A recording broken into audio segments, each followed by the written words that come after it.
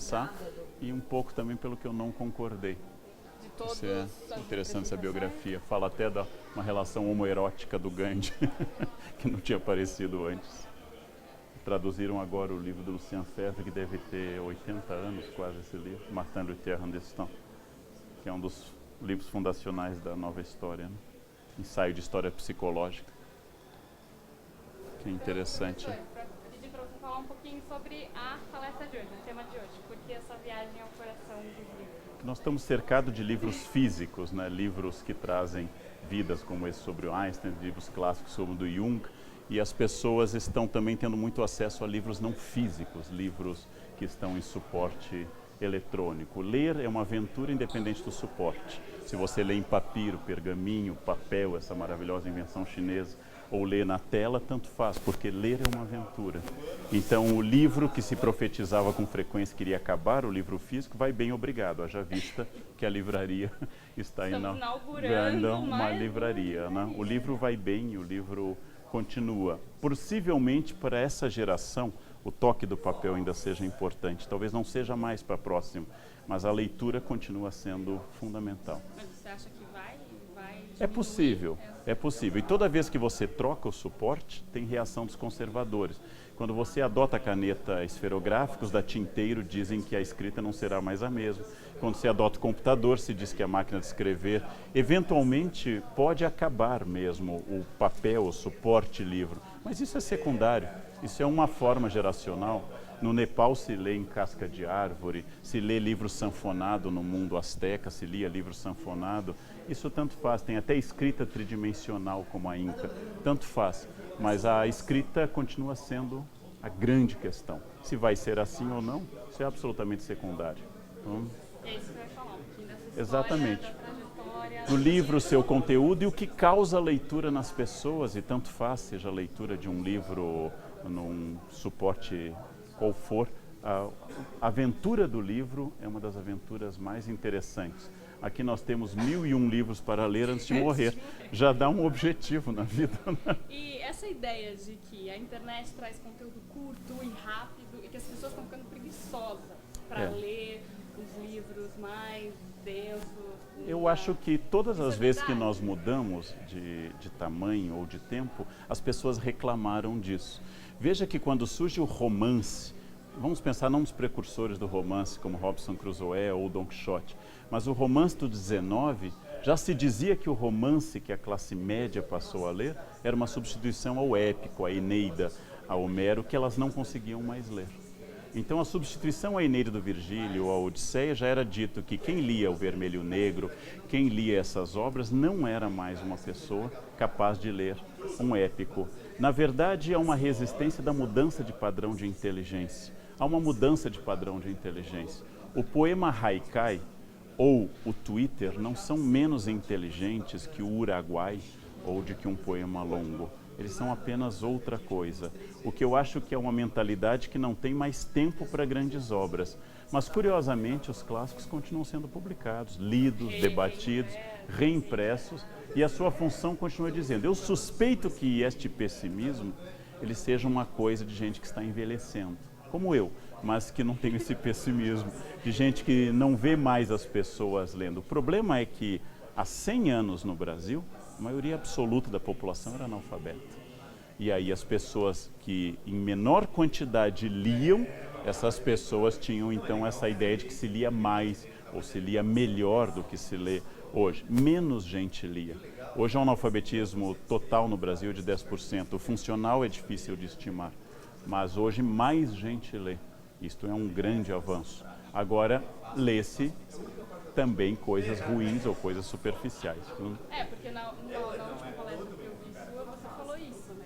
Que nós estamos numa época de superficialidade. Estamos numa época de superficialidade, não de menos inteligência, mas de um tempo mais curto.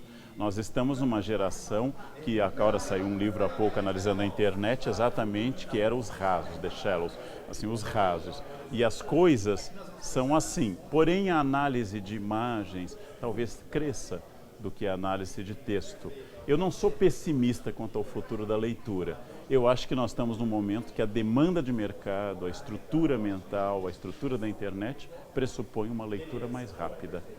mais rápida. Agora, dizer se uma obra-prima, como por exemplo o conto A Igreja do Diabo do Machado de Assis ou Missa do Galo do Machado de Assis é inferior a uma obra em 2 volumes, recém-publicada como Os Irmãos Karamazov do Dostoiévski, é difícil dizer uma coisa dessas, né? Eu sou otimista quanto ao futuro da escrita, quanto ao formato do livro, uma incógnita para mim.